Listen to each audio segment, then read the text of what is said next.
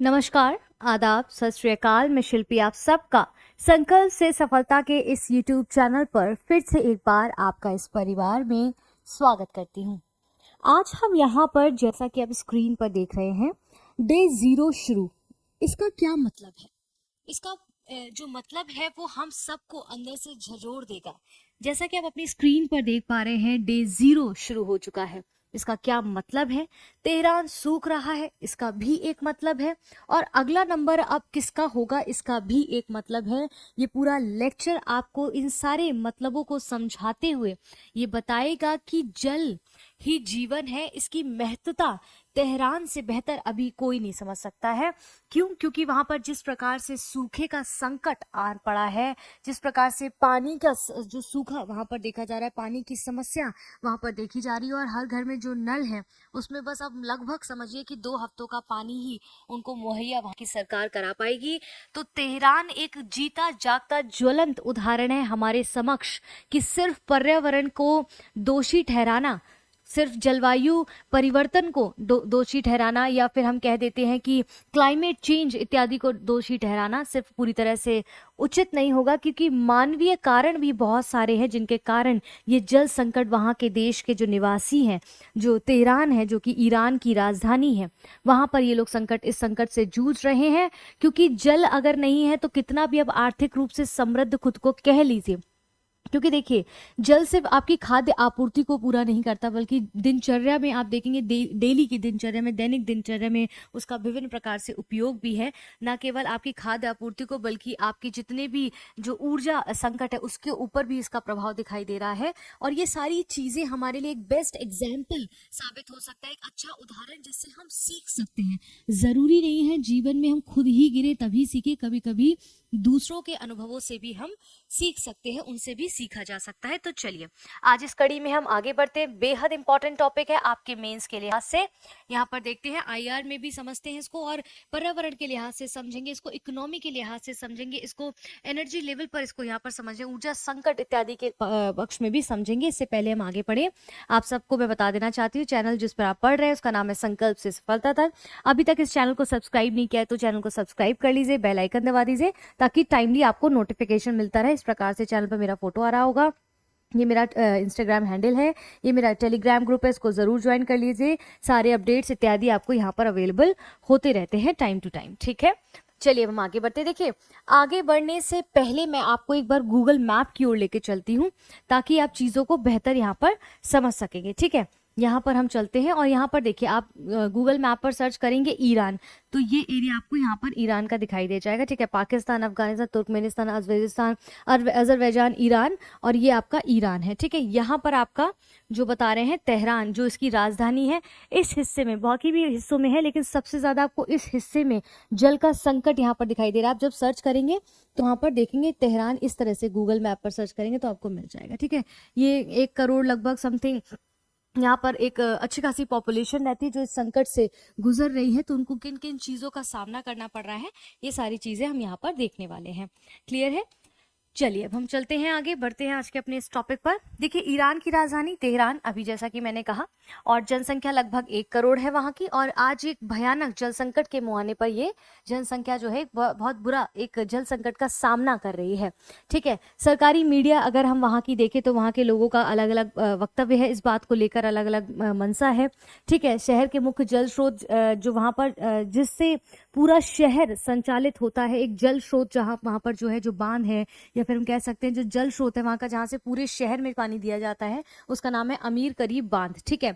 अब ये बांध इसलिए इंपॉर्टेंट है क्योंकि इसकी दुर्दशा अगर आप देखेंगे, चलिए इसको भी मैं आपको यहाँ पर दिखा देती हूँ और बेहतर। देखिए, पिक्चर्स के साथ समझने में क्या होता है ना, आपका समझने का तरीका थोड़ा सा डिफरेंट हो जाता है। देखिए, अब आप यहाँ देखेंगे, ये देखिए इस प्रकार से, देखिए पहले 2016 में ये जो बांध की बात कर रहे हैं, जहाँ से पूरा पानी सप्लाई होता था, पूरे चेंज वहीं से सारा सप्लाई होता था पानी, वहाँ की स्थिति कुछ इस प्रकार थी अगस्त 2016 में।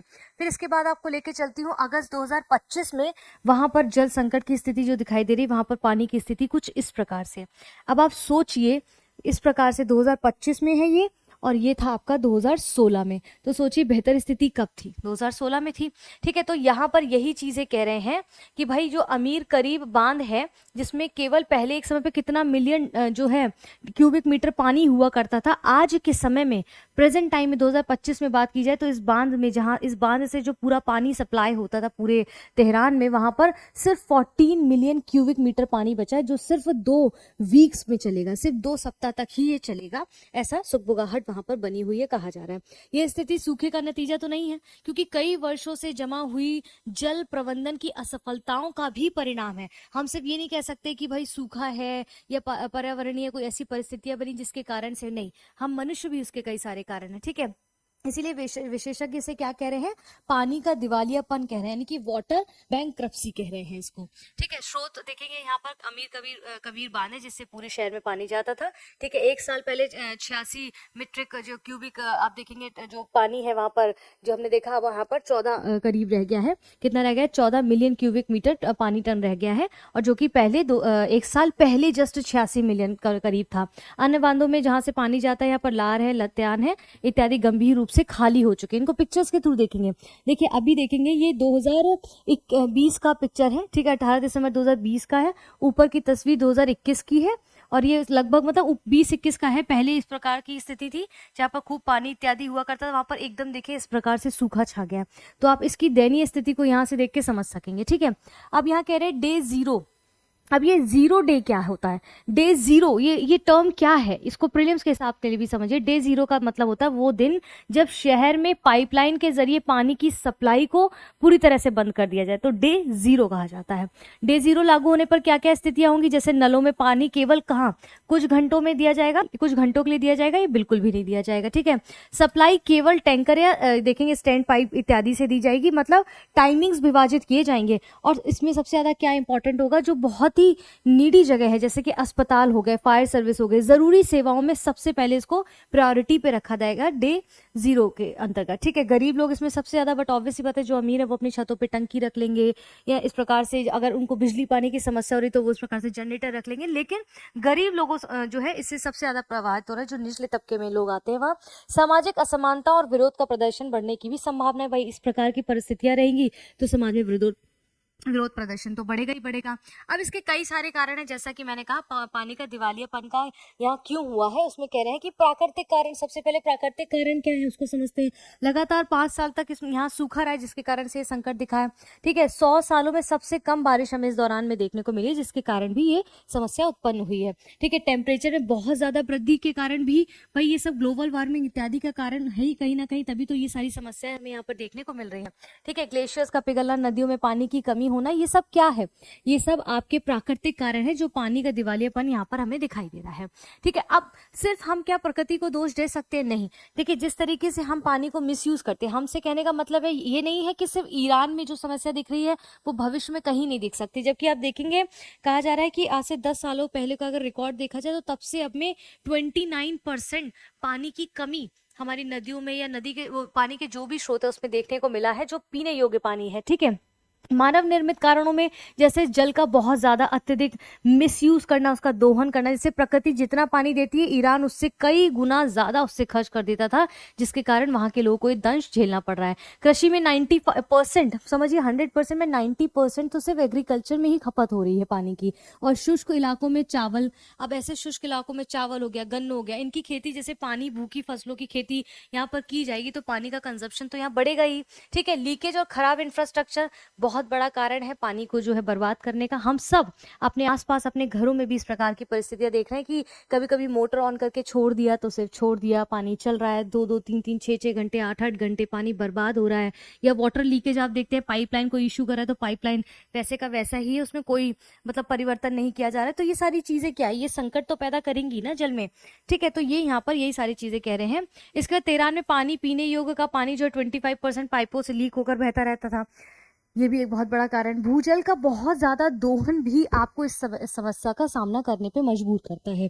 ठीक है, भूजल स्तर यहाँ पर 70% तक घट गया है। सोचिए इसीलिए भारत सरकार देखेंगे कि भूजल का जो ऐसे बोरिंग, समरसेबल इत्यादि के लिए पूरी तरह से बैन कर रही है, क्योंकि इस प्रकार से जहां मन आएगा आप तंबू गाड़ लेंगे अपना, तो फिर इस प्रकार से आने वाले समय पे तो एक की लालसा कहीं ना कहीं बहुत लोगों को परेशानी में डाल सकती है ना।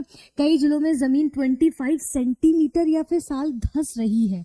आप इमेजिन करिए वहां पर क्या स्थितियां होगी। पिक्चर्स ये चीजें बताती है, कभी इनको इंटरनेट पे यूट्यूब पर डाल के देखिए और बेहतर तरीके से जब पिक्चर्स देखेंगे ना तो उसके मर्म को समझ पाएंगे। ठीक है, गलत जल प्रबंधन यानी कि वाटर मैनेजमेंट सही तरीके से नहीं हुआ है, कमजोर प्रशासन की वजह से भी ये दिक्कतें हमें देखने को मिल रही हैं।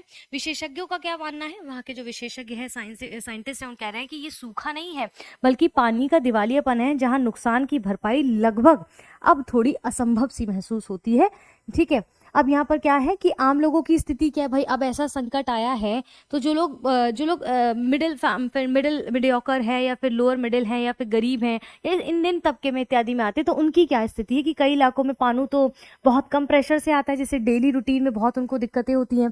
कई इमारतों में घंटों तक तो पानी आता ही नहीं। वहाँ के लोगों से बातचीत की गई तो उन्होंने बताया कि भाई 4-4 6-6 घंटे लाइट नहीं आती। गर्मी में जहाँ टेम्परेचर इतना बड़ा रहता है वहाँ एसी कूलर कुछ नहीं चल पाता। एक तो पानी की कमी है, ऊपर से पानी की कटौती कर दी जाती है, तो सोचिए वहाँ पर जो बच्चे हैं, जो बुजुर्ग हैं, उनकी क्या स्थिति होगी वहाँ पर। ठीक है, बिजली कटौती होने पर इंटरनेट, लिफ्ट और पंप इत्यादि सारे क्लोज कर दिए जाते हैं।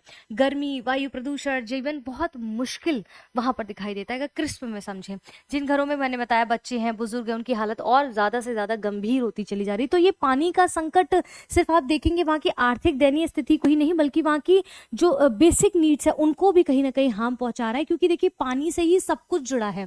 चाहे बिजली पानी हो, चाहे खाना पानी हो, चाहे नहाना हो, धोना हो, बाकी के कार्य हो, उन सब, खेती हो, ठीक है, ऊर्जा उत्पादन हो, कुछ भी हो, वो सब पानी से कनेक्टेड है। तो अगर पानी का संकट वहां पर दिखेगा तो वहां के हेल्थ पे भी बहुत बड़ा एक मेजर इशू वहां पर उभर कर आएगा। बहुत सारी बीमारियां आपको उभर कर देखने को मिलेंगी। अच्छा, वहां पर एक पिक्चर ये दिया गया कि बिजली की कटौती से, सूखे बांधों की वजह से वहां पर बहुत अंधेरा छाने लगा। भाई सीधी सी बात है, अमीर कबीर जो बांध है वहां पर, जहां से पूरे तेहरान में पानी सप्लाई होता है, वहां पर कह रहे हैं कि ऐतिहासिक रूप से यहाँ पर बांध में जलस्तर बहुत कम हो गया। आप देखिए क्या स्थिति है यहाँ पर। ठीक है, पिक्चर्स बहुत कुछ बयां करती है। पिक्चर्स और वीडियोस को अगर साथ साथ में देखते चलेंगे तो इंटरेस्टिंग भी होता है, साथ में कनेक्ट भी होता है। बिजली संकट भी जुड़ गया है भाई, सीधी सी बात है, पीने का पानी नहीं तो बिजली संकट तो जुड़ना ही है। जैसे बांध सूखने से हाइड्रो पावर इत्यादि बंद हो गए हैं। ठीक है, गर्मी में एसी, कूलर, पंप इत्यादि की कहाँ कुछ कर ही नहीं सकते हैं। गैस प्लांट ओवरलोड कर दिए गए हैं। ठीक है, रोज 2 से 4 घंटे बिजली की कटौती वहां देखने को मिलती। गरीब सबसे ज्यादा प्रभावित हो रहा है, क्योंकि अमीरों के पास जनरेटर इत्यादि जैसी समस्याएं, सॉरी, उपलब्धता उनके पास है। ठीक है, तो कहीं ना कहीं उनको इतनी समस्या है, लेकिन जो वहाँ के गरीब लोग हैं, जो जिनके पास उतना फाइनेंशियली वो स्टेबल नहीं है, उनको इस समस्या से बहुत ज्यादा जूझना पड़ा है। उसके लिए लोग वहां पर काफी प्रोटेस्ट भी कर रहे हैं। ठीक है, सामाजिक तनाव और विरोध प्रदर्शन। भाई समझिए, आप किसी के पास एक ब्रेड का टुकड़ा और खाने वाले 10 लोग हैं तो क्या होगा, उसमें विरोध होगा ना, उसमें प्रदर्शन, वो विरोध प्रदर्शन करेंगे, गवर्नमेंट से विरोध प्रदर्शन कर रहे हैं। उस ब्रेड के टुकड़े के लिए मान लीजिए सिर्फ एक इतना सा कटोरी में पानी हो और उसे पीने वाले इतने सारे हो, तो आपस में सोचिए वो किस स्तर तक जा सकते हैं। मतलब अगर देखिए मानवीय जो है द्वंशता आपको वहां पर देखने को मिल सकती है। मानवीय जो एक विद्रोह है वो देखने को मिल सकता है, जब उस प्रकार के इतने कम पानी में पीने वाले लोगों की ज्यादा खपत है, या फिर हम देखेंगे उस प्रकार की स्थितियां उत्पन्न हो जाएंगी जो मानव ही मानव को मारने पे उतारू हो जाएगा। ठीक है, सबसे ज्यादा समस्या कहाँ कहाँ पर है, जैसे खुजेस्तान, ठीक है, सिस्तान, बलूचिस्तान, तेहरान में। और नारे वहां पर क्या लगाए जा रहे हैं कि पानी, बिजली और जिंदगी हमारा हक है। वहां के जो लोकल है, वहां के जो सिटीजन है, उनका ऐसे नारे हैं कि गांव में कुएं, नहरें सूखने से लोग शहरों की ओर पलायन कर रहे हैं। उनको लग रहा है वहां जाके चीजें बेहतर हो जाएंगी। तेहरान की जनसंख्या पर अतिरिक्त प्रेशर भी पड़ता जा रहा है कहीं ना कहीं, क्योंकि उनको क्या है, जो लोग अब पलायन नहीं कर सकते, भाई सब तो सक्षम नहीं होते पलायन करने में। जो लोगों का इतना सब कुछ उन्होंने बनाया होगा, वो कैसे पलायन करेगा। हाँ, बहुत बुरी स्थिति आती तो इंसान वो भी करता है, लेकिन कह रहे हैं कि पलायन इत्यादि जब करे तो शहरों में भी तो उसकी डिमांड बढ़ेगी ना। शहरों में भी तो फिर उसी प्रकार की समस्या देखनी पड़ेगी जो उस पर्टिकुलर एरिया में हो रही है। अगर पलायन की स्थिति बनती है तो ये बहुत सारी चीजों को उजागर करता है। ठीक है, जियो पॉलिटिकल एंगल अगर हम देखें तो इसराइल ने ईरानी जनता को समुद्री जल शोधन तकनीक की पेशकश की थी। इसराइल ने कहा था कि भाई जब आप सारे युद्धों से बाहर निकल जाएंगे, एक अपना सेल्फ इंडिपेंडेंट हो जाएंगे, इंडिपेंडेंट एक देश के रूप में, एक शहर के रूप में उभरेंगे, तो आप इस तरह की टेक्नोलॉजी का इस्तेमाल करना ताकि आप पानी के संकट से जूझ रहे हो उससे जूझना ना पड़े। ठीक है, कुछ इस प्रकार की टेक्नोलॉजी के बारे में उन्हें बताया है। ईरान ने इसे राजनीतिक ड्रामा कह दिया। ठीक है, बट ऑब्वियस सी बात है, पानी का संकट अब राजनीतिक और रणनीति का हिस्सा बन चुका है ना। अब यहाँ कह रहे दुनिया के लिए क्या चेतावनी, अब हमने क्या समझा। देखिए अब दूसरों की समस्या से हम क्या समझते हैं ये बहुत मैटर करता है। कहते हैं कि संयुक्त राष्ट्र की एक रिपोर्ट है, वो कहती है 2000 के बाद से सूखे में 29% की ग्रोथ हो गई है, बढ़ोतरी हो गई। मतलब 2000 से अगर 2000 से अभी 25 वर्षों के दौरान अगर हम देखेंगे तो 29% की हमें क्या सूखे की स्थिति पूरे विश्व में देखने को मिल रही है। 2050 तक कहा जा रहा है कि हर 4 व्यक्ति में से 3 लोग जल संकट को झेलेंगे ही झेलेंगे। ये तेहरान या ईरान या कहीं पर्टिकुलर जगह की नहीं, पूरे विश्व की बात हो रही है। तो इसकी गंभीरता को समझिए। केप टाउन जो कि आपका साउथ अफ्रीका में है, बता रहे हैं 2018 में डे 0 के कगार पर पहुंच गया था, जिसके कारण यहाँ पर हमें सीख लेनी चाहिए कि वही बच पाए जहां नीति, टेक्नोलॉजी और जनता का अनुशासन मिला है। तो सिर्फ सरकार के प्रकृति के भरोसे नहीं बैठना है, हमें भी उन गलतियों को करने से बचना है कि अत्यधिक दोहन कि ले लो, ये भी कर लो, वो भी कर लो। इसीलिए सतत विकास की बात की जाती है। सस्टेनेबल डेवलपमेंट क्या है, इसी तरफ जो जागरूक किया जाता है। जो हमारा SDG 6 है, ठीक है, SDG सस्टेनेबल डेवलपमेंट जो 17 गोल्स है जिनको 2030 तक अचीव करना है, उसमें SDG 6 क्या कहता है, उन सबको कनेक्ट करके जब आप मेंस आंसर राइटिंग में लिखेंगे तो बेहतर आंसर राइटिंग कर पाएंगे आप। ठीक है, अब यहाँ पर ईरान क्या कर रहा है ऐसे दौरान में, सरकार के क्या कदम है, जैसे पाइपलाइन सुधार करना ताकि जो लीकेज इत्यादि उससे पानी जो रिस्ट, एक एक बूंद भी काफी है। क्योंकि समझिए ना, आपने बचपन में कहानी पढ़ी थी कि वो घड़े को भरने के लिए एक एक पत्थर डाल के, उस कौए ने पानी को ऊपर लाने के लिए एक एक पत्थर डाला ताकि वो एक एक बूंद ऊपर बढ़ेगी तो वो पी सकेगा। तो उसका उसका मर्म हम बचपन में जानते हैं, बचपन से हमें वो चीजें पता है, फिर भी हम वो गलतियां करते हैं। ठीक है, पानी का फिर से उपयोग, रीसाइकिल, रीयूज करना वाटर को। ठीक है, जैसे बड़े बड़े शहरों में, चाइना इत्यादि में आप जाएंगे ना, तो किस प्रकार से वो फ्लशिंग का सिस्टम इस प्रकार से बनाते हैं कि वॉश बेसिन से हैंड वॉश किया और फ्लश में वो वाटर आपका यहाँ से फ्लश में वो वाटर आपका रीस्टोर होकर यूज हो जाता है फ्लश में। तो सोचिए कितना अच्छे तरीके से उसका उपयोग किया। ऐसे बहुत सारे उदाहरण है। ड्रिप सिंचाई कि कैसे खेती के दौरान हर पौधे में ड्रिप कर करके क्या कहते हैं, बूंद बूंद करके उसमें पानी डालना ताकि वेस्टेज होने से बचे। पानी की खपत कम करने का लक्ष्य रखना, और उद्देश्य क्या होगा कि 7 साल तक हर साल 45 अरब क्यूबिक मीटर पानी की बचत की जा सकती है, सिर्फ इन चीजों को उपयोग करके ही। तो ईरान अब इस स्थिति को फॉलो कर रहा है। ठीक है, अब निष्कर्ष क्या है कि तेहरान का संकट केवल ईरान की समस्या नहीं है, ये दुनिया के हर शहर के लिए एक सबक है। ठीक है, एक मैसेज है। अगर पानी गया तो बिजली भी चली जाएगी, सीधी सी बात है। खेती भी जाएगी क्योंकि पानी पूरी तरह से खेती जो है पूरी तरह से पानी पर निर्भर है। अर्थव्यवस्था गिरेगी क्योंकि सारी चीजें कनेक्टेड हैं। आप समझ रहे हो ना, लोग सड़क पर आ जाएंगे, और लोग सिर्फ सड़क पे नहीं बल्कि कई सारी बीमारियां, इवन मानव संहार कह सकते हैं, या इस प्रकार का मानवीय युद्ध हो जाएगा जिसमें इंसान ही इंसान को खाने पे उतर आएगा। ठीक है, पानी सिर्फ एक संसाधन नहीं, रिसोर्सेज नहीं, बल्कि राष्ट्रीय सुरक्षा का मुद्दा बनता जा रहा है। हम अपने आसपास, अपने गली मोहल्ले इत्यादि में भी देख पाते हैं। ये देखिए यहाँ पर क्या स्थिति 2023 में, देखिए वहां पर किस प्रकार से यहाँ पर पानी एकदम थोड़ा अच्छे से है, और 2025 तक ऐसे आते आते कैसे यहाँ पर साफ दिख रहा है कि नदियां पूरी तरह से सूख गई है। देखिए ये पिक्चर कितना कुछ अपने आप में बयां कर रही है ना। अब चलिए, तेहरान का डे 0 अगर यूपीएससी एस्पिरेंट जो कि आप लोग तैयारी कर रहे हैं उनके लिए क्यों इंपॉर्टेंट है, इसको यहाँ पर थोड़ा सा हम समझने का प्रयास करते हैं। जैसे कि ये सिर्फ सूखा नहीं है बल्कि वाटर बैंक्रप्टी है। ठीक है, बांध खाली हो गए हैं, भूजल खत्म हो गया, पाइपलाइन में 22% पानी का लीकेज है। इसलिए हम देखेंगे कि कैसे हमें उसके निजात के लिए काम करना है, तो आंसर राइटिंग में भी उसको लिख सकते हैं। गलत सिंचाई नीति, 90% खेती में जो चला के पंप और छोड़ दिया, मोटर छोड़ दिया और ट्यूबवेल्स ऐसे छोड़ दिए ऑन करके, पानी बह रहा है। वही है ना कि जिस तन लागे उस तन जागे, कि जिसको इस समस्या से जूझ रहा है ना, वो जानता है कि एक एक बूंद की कीमत क्या है। ठीक है, GS पेपर 1 और 3 में अगर हम बात करें तो उसका यूज कैसे कर सकते हैं, इसे क्लाइमेट चेंज के अंतर्गत जब कोई ऐसा टॉपिक आता है तो तेहरान का एग्जाम्पल देकर हम बेहतर तरीके से समझा सकते हैं। रेनफॉल डिक्लाइन जिस प्रकार से हो रही है, देखेंगे डेजर्टिफिकेशन हो रहा है, ग्राउंड वाटर का डिप्लेशन हो रहा है, किस प्रकार से बहुत ज्यादा जो भूजल इस्तेमाल किया जा रहा है उसको जो कमी वहां पर देखी जा रही है। डिजास्टर मैनेजमेंट, ठीक है, अर्बन वाटर मैनेजमेंट का परफेक्ट केस स्टडी के रूप में आप ये एग्जांपल दे सकते हैं।